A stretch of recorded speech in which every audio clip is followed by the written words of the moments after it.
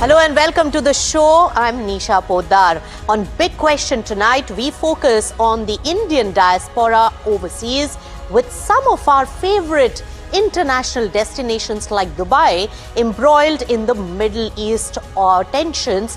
UAE has really relaxed some of the visa rules in a war situation for those whose visas really expire when out of the country.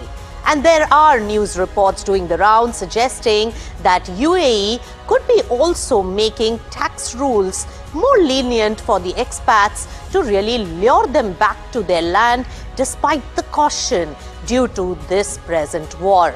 So how does all this really stack up for the Indian diaspora, and are they in search for a new home? Let me welcome on the show our experts. J.S. Mukul, who's the former ambassador to Oman, joins us. Amit Maheshwari, who's the managing partner of AKM Global. We also have Dr. Dheeraj Jain, who's the chairman of 1XL Holdings. He is joining us from Burj Khalifa.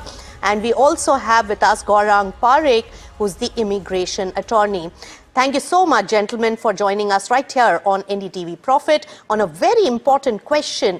Are the Indians, the Indian diaspora, looking for newer homes overseas? And it's a waiting game. If this war really continues, then the things will be very different. Then prices would also really relate to what the realities are. But Amit Maheshwari, some concessions have been made by the UAE in terms of extending the visas. So what are the steps being taken by the government to really comfort the people staying there?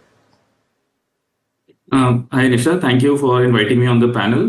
Good evening to all our viewers. So before I start, I just wanted to add one thing. See, Dubai as a jurisdiction is an excellent jurisdiction and had a lot going on for it. It had that stability, low personal taxes, very well connected globally, fantastic airlines, as well as the rule of law, which it is famous for. So I feel it's a temporary blip, and I'm sure Dubai has seen a lot of crisis and will come out of it. Coming to your question, the government as such is now being more proactive in terms of communication, is thinking of how they can be lenient in terms of relaxing several timelines. The one which you mentioned on the visa, it was a welcome move where they relaxed the March deadline for returning or for visa renewals. There have been a lot of murmurs and chatters which have been quoted by unofficial sources on how the government is looking at various other incentives to help expats return back. But I think once normalcy happens, I think expats would come back. It seems as a very temporary blip. I'm sure the government, who has weathered several, not such similar events, but several events which had dented the image of Dubai, it has weathered it very well and have always been very proactive. So it seems that they will take the required measures. As of now, I would agree with the panelist. There are lot is going for Dubai, and it seems as a temporary blip, and we don't expect this to continue. But the government has a lot of things in its arsenal to probably reattract if expats leave. All right, Amit, that point well taken. Right, Amit Maheshwari, you're a tax expert. Which other countries are more comparable to UAE when it comes to savings for the Indian business houses? So Nisha, I think there are countries which provide various tax incentives, whether it's at the corporate level or on an individual level. But globally, our tax regimes have changed, and under OECD Pillar 2 initiative and the BEPS project, what has happened is that you now have a situation where no country can literally compete just on taxes.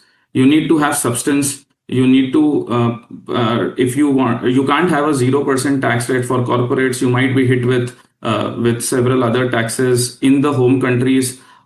So it's not that easy and not simple anymore. You need to have a lot of substance. What Dubai was giving was, at least on a personal taxes, there was no personal tax, no capital tax, no inheritance tax.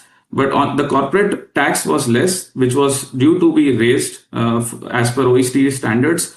But it was providing an opportunity where you could actually shift with your family, have that adequate substance, and can have a life there.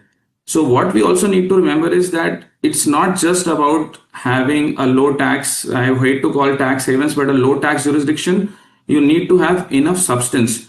And Dubai was one place where you could go there, build global businesses, have your family settled, and can also at the same time, because of its proximity to India, Asia, and Africa, you can look into your businesses by flying in and visiting there. So it was very well connected. So we need to remember that it is Yes. very difficult to replicate that jurisdiction.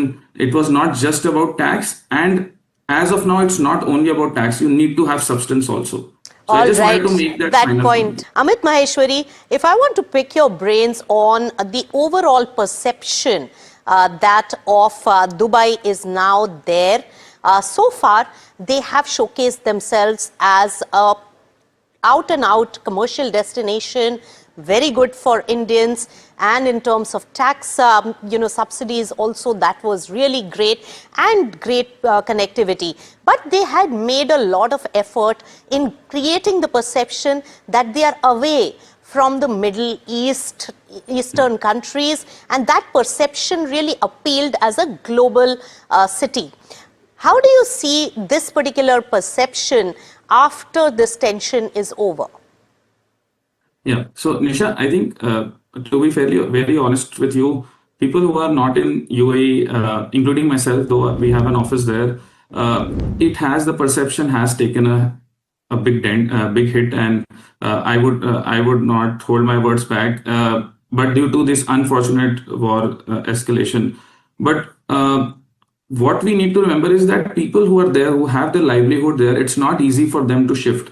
It is only the ultra HNIs, which are this global mobile population, which has the wherewithal and the money to move and go shift to other countries. So please remember, people who have their livelihood, who have, one of the panelists was saying, who had spent a lot of years, their families are here. It's not easy. Right. The perception has been hit for people who are outside, who want to come in fresh, or people who want to invest.